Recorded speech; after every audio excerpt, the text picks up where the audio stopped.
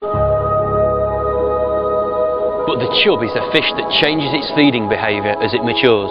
The bigger and older a chub gets, the more voracious a fish eater it becomes. One of Britain's best chub anglers is James Crammery, and he's going to show me how to tap into its predatory inclinations.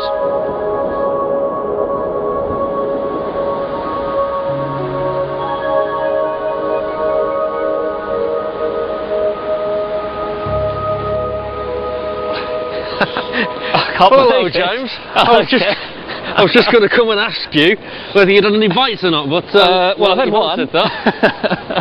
Well, there we go. Oh, superb! Well the first done. chub of the day. Well, that didn't take long. It is. Yeah. Cheers. Hello. Something of a good luck charm, I think. Oh. Well done. That's a nice one as well, isn't it? I was just going to ask you why you brought me to Taver and Mills to show me how to catch chub, fishing for them with predatory baits, and what a lovely fish it is as well, isn't it? Look at that. What a beautiful fish. Have you caught this on one of your secret predatory baits? I've just caught it on one of my fish baits, shall we say? I don't want to go into too many details. You're going to show me later though, aren't you? I might do, yeah. He's going to show us later, folks. Okay, James, well, tell me all about this fantastic fishery and exactly why we're going to be here. What is it about these swims along this river that makes it appeal to the predatory chub hunter like yourself? For starters, there are several shallow, fast water runs on this stretch, Kev. Chub love pacey water, and this ensures prey food is carried straight to them. Chub are actually quite lazy. They won't waste energy by going on the prowl for a meal if it is going to be brought to them on the current. We've got other great features here as well, such as overhanging trees, which provide excellent ambush points. We get a lot of chub gathering under those features, and the chub will dive out into the current to grab a passing fish or any other sort of food item. The weir pools are chub hotspots as well. At Taver, the main river splits into three here before joining up again into this huge, gorgeous looking weir pool, and it just makes it the perfect hunting ground for chub. Come on then, spill the beans, show me your baits. You've caught one right at the start. I know, I can't get away with it now. I'm going to have to show you all my secrets, aren't I? I thought we'd concentrate on some fish baits today, Kev. Little skim of bream there, skim of bream, and of course these are a natural food source for the chub, and something that I've got a lot of confidence in and a lot of faith in at the moment, and that's lamprey. Now, this is all getting a bit secret squirrel, isn't it? This is a bit of an edge, I think. It is, possibly. Possibly. I don't want to give away too much at the moment. A bit coy there. Yeah, but look at all the blood. Yes, absolutely. You can see why a predator would find that attractive. So, are we just going to go and fish the swims and just chuck our rigs in the water? No, a little bit more complex than that. I think we're going to pre-bait some swims. I've lined up one or two nice spots. Why'd you do that? Well, it's so that the chub can get confident on the bait that we're putting in, so that when we actually come to fish it, hopefully they'll be well on the bait and we'll get a bite fairly quickly. And with lamprey, with all that blood oozing down in the current, you can just imagine it, can't you? Chub twitching away even now. Come on, let's go and get the bait in the water. I think that's a great idea. And see if we can get them going. Yeah, let's go and do it.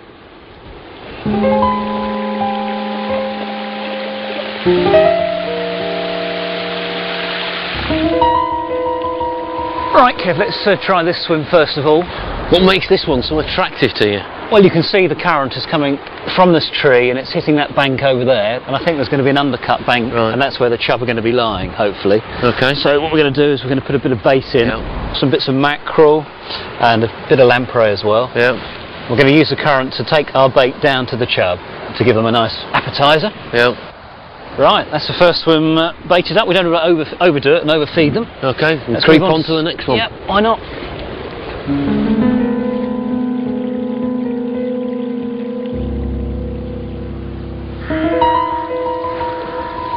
Right, Kev, this is another swim that we're going to bait up. It's quite a shallow swim, and if you look at the water, it's very smooth and even paced, isn't it? And it's a good spot, so I thought we'd put a bit more bait in here as well. Get them on the feeding slowly sink to the bottom. Good, that looks good. That's another job done. Right, back and get the gear ready.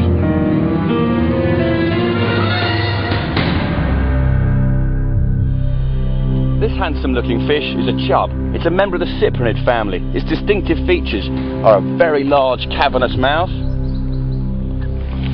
a high dorsal fin, and a lovely orangey anal fin. Now, most anglers wouldn't consider a chub like this one to be a predatory fish. It doesn't have any dagger-like teeth, but in fact research has shown that it certainly is a predator. A chub like this one will probably eat small fish like bleak, roach, minnows. They may even eat a crayfish. But interestingly, scientific studies of its gut contents have shown us that the chub's favourite food when it reaches this size is in fact eels.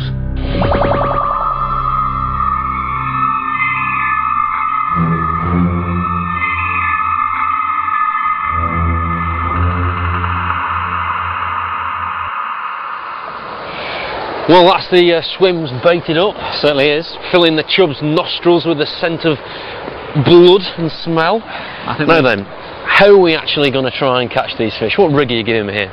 Well, I thought we'd use a quiver tip rod to start with, Kev. It's standard sort of chubbing practice on small rivers. Pound and a quarter test curve with a quiver tip. It's a fixed paternoster, 6 pound line, 4-turn water knot, and then we have some shot on the line 3 SSG here, is it? which we will alter depending on the current flow, depending on various swims. Right, and down the business end? Down the business end, we have about 20 inches of 6 pound line with a nice, strong size 4 hook. Right, well, we seem to be prepared for them. Let's hope This is our first swim down here. Yep, Let's give it a whirl. Yep. What we have to do is keep very low though, because the chub are very often close to us and probably along the bank here as well. God, what a swim. You can just imagine all those chub. Right, show me the bait. Which one we going Right, let's try for a little silverfish, a small dead bream. Oh, right, yeah. Yep. I see indeed. Through the mouth like that, that's it. Perfect. And look at the colours on that bait. You can imagine it sort of flashing Yeah. through the water, can't you? And twisting and turning and catching the light as it comes, as it's being moved by the flow. Very much so, and of course that's a natural bait to the chub. And when we're going to put it in the swim then, James? Just cast it just off that tree, and what we're going to do is we're going to just gradually bounce the bait around on the bottom into the near side here where I expect some chub to be lying. Okay. I don't want you casting on the chub's head. That's it, fine. Tighten up and wait for the whack round. Okay. It's bite time. Yeah. Hopefully bites will come pretty quickly. Yeah. Is that usually what happens? If they're in the swim, they'll switch onto it fairly promptly? Fairly quickly, yes. If you get your bait into where they are, then you should expect a bite fairly quickly. Yeah. They're quite competitive, are they? Yes, if there's a number of chub there, then they will be, yeah. And that's the thing with this, the bite should be fairly... it should be. Humdinging, shouldn't it? It should be, although, you know, chub can bite very subtly. They might give you a very subtle drop back, which of course is actually a very positive bite, because it means it's just coming upstream with the bait in the mouth, doesn't it? They've probably actually moved further with it, haven't they? Yeah. If I was you now, I would just bump that across the bottom, just to impart a bit of movement into it. That's it. Just as it's coming around nicely now under our own bank, and that's where a chub is probably lying.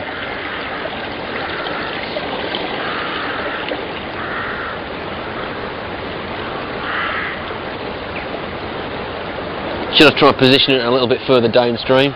Why don't you try a different bait? Right. Shall we try a bit of lamprey? We've got a variety of sort of different fish baits. Yeah. And this is a really bloody bait, so it's got a high attractant level to the chub. Right. Nice small chunk.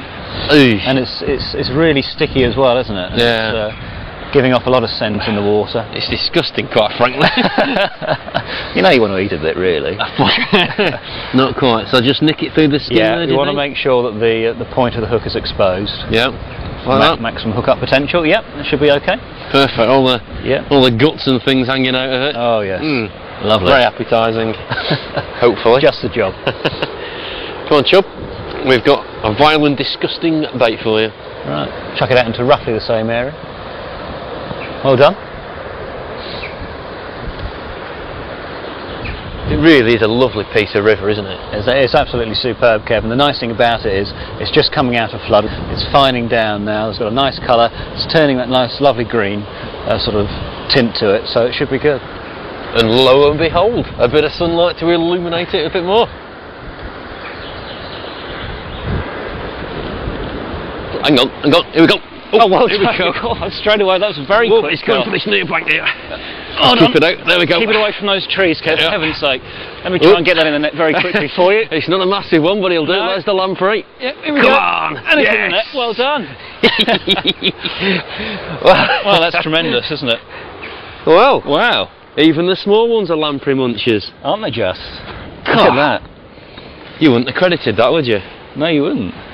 And what perfect condition it's in as well, isn't it? Isn't it just? And there's a lamprey sitting in its mouth. Well, it just goes to show, really, doesn't it, James? Even the small ones can be real predatory fish. Oh, they are, aren't they? From what looks to be a very early age as well. Well, pound and a half, yeah, maybe? About a pound. Yeah. Well, let's unhook it, and hopefully we'll get a bigger one with an even bigger mouth. Eh? About 5 pounds. That'd be nice, wouldn't it? I'd say I was quite amazed at the size of the one, though. Pound fish taking a fish bait like that.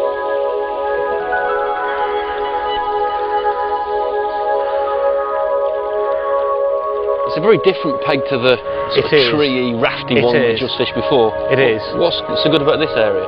Well, you can see the water. It is, as I say, a nice, smooth, even pace. Quite comfortable conditions for chub to hold up in. Yeah. So they don't have to expend too much energy to sort of live in this nice, smooth glide. Right, let's creep into position. Okay. So again, we're going to stay well upstream of them so that we're not going to risk spooking them, I take it. Yeah, very much so. Okay. Now then, when we're looking to be casting I would here, cast then, James? Here. Let's try midstream, in the middle of the river.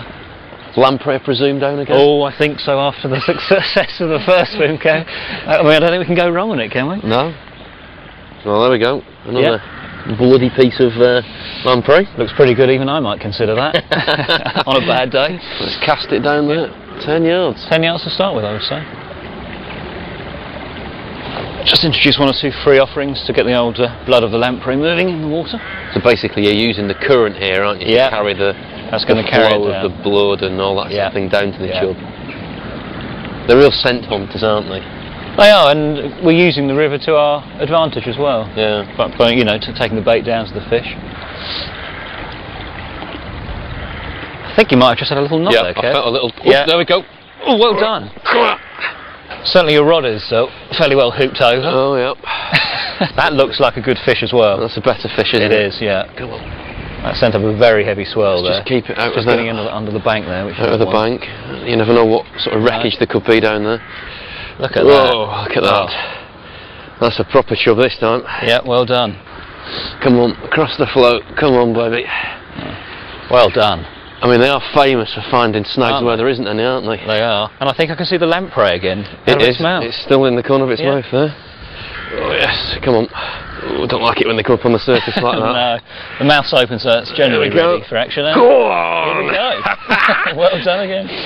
And who said lamprey couldn't catch chub? What a fantastic bait this is. This is James, you're rewriting the chub fishing book here. I think I am here, actually, Kev. I'm quite proud of myself. Well, let's have a look at it. Should give myself an MBE or an OBE or something. How big would you say that one is, James? That's about 3 pounds, isn't it? Yeah. Now tell me, I mean, they've got a huge mouth. I mean, look at that bait, the lamprey still in the side of its mouth there. They really have got massive mouths, haven't they? They have, and perfect for predators, you know, to take small fish and everything, aren't they? That really is. It's the way they're built, aren't they, to take all these sort of things.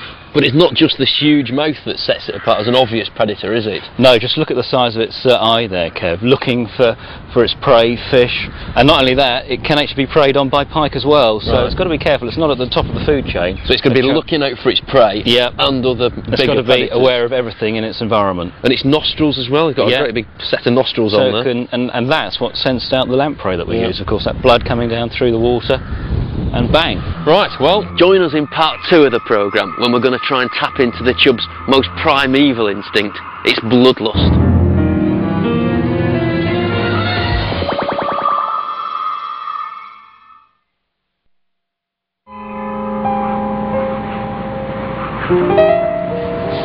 Welcome to day 2 of our predatory chub hunt with James Cranmery. We've come to a very different stretch of the river today. James, this is much slower than the fast shallow water we fished yesterday at Taveram. It is. What we've got is a lot of deep water. We've got creases that we can fish. We've got some bushes sunk into the water as well. All excellent habitats for big chub. Okay. I noticed you just flung some bait in there. Yeah, I thought we'd just pre-bait with a little bit of mince. Mince beef, mince steak. Mince beef, Right, and we're going to be using nice fresh rump steak on the hook as well. So we're giving them a taste of class today. Oh yes. Why is that? Is it because, again, getting back to this bloody scent in the water? And of course the steak is just going to ooze lots and lots of blood in the water, and that is going to hopefully send the chub onto something of a feeding spree. Okay, well, you get the bait put in there. I presume again today You mentioned about different parts along the river featuring different features. Yeah. I presume we're going to be roving again a bit today? Oh yeah, very much so. It's very much a roving game, Yeah. sort of winter chubbing. And we are fishing very close in. We're literally just down this deep channel here, aren't we? So we've got to be very quiet, and it's a bit of a waiting game, and just fish it thoroughly. Sneak around and let's see if a touch of steak does it. Have you got any peppercorn sauce or anything like that on it? It's a bit of a favourite of mine, actually, peppercorn sauce.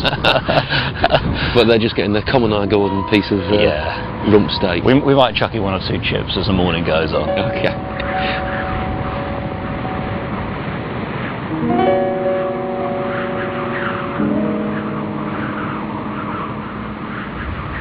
Okay, I think I just had a knock then. Yep, we're in!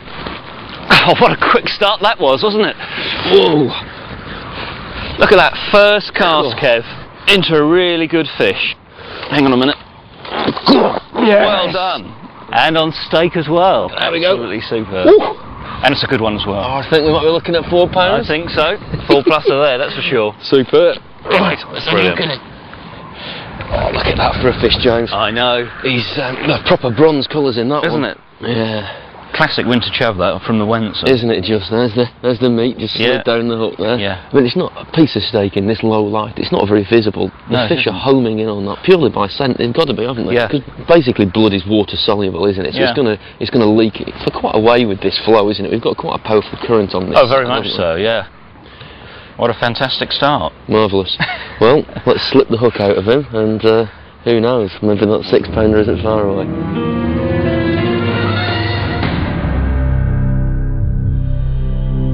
The chub isn't the fastest growing of any of our freshwater fish, but it has got a reputation of being the biggest eater. Like many cyprinid fish situated about here, it's got a set of teeth, and I've got a pair to show you. These are a chub's pharyngeal teeth, and these would have come from a fish of about 3 or 4 pounds. They're situated at the back of the throat, and they chew on a bony plate in the roof of the throat. Have a look at those. They're an awesome set of fangs. They're designed to mince up any minnows or roach, or crush any crayfish that our chub might swallow. Proof indeed that the chub is certainly a predatory fish.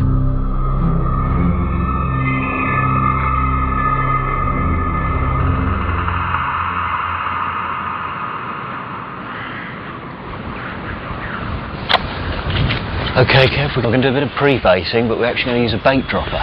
So how far are we going up to the tree then, James?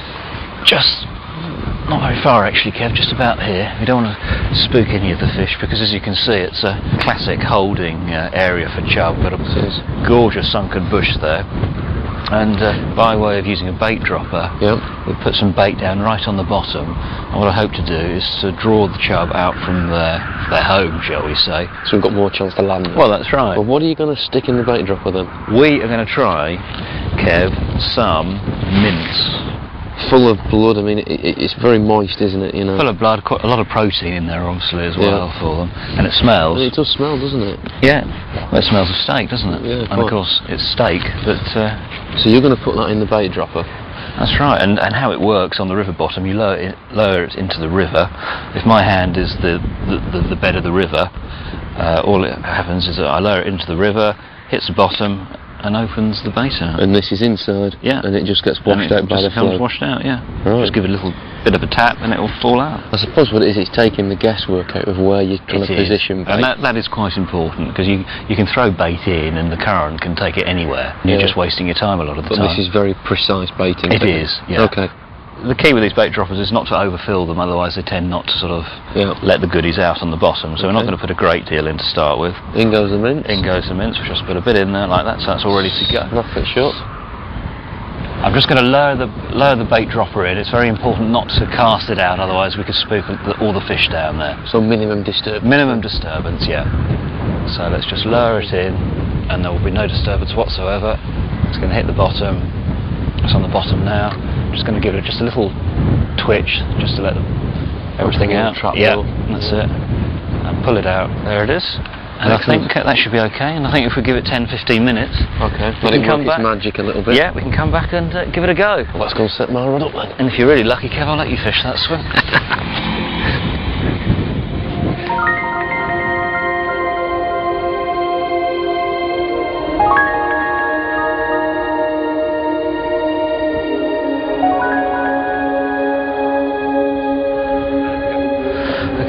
this your first chance now? Early morning chub, you fancy it? I think I'll give it a whirl, mate.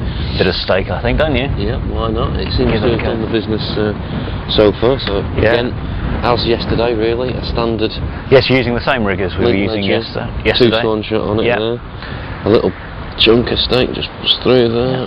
Well, it looks ideal, and it's important to make sure that the point of the hook is exposed, as you've done. Yeah, size 4 hook. Yep. Usual sort of thing. So where am I going to put the bait then, James? Cast it about 5 yards downstream of us, and then just give that a few minutes, and then we'll just bounce the bait into our own bank. I wouldn't mind betting there's some lying right under our own bank.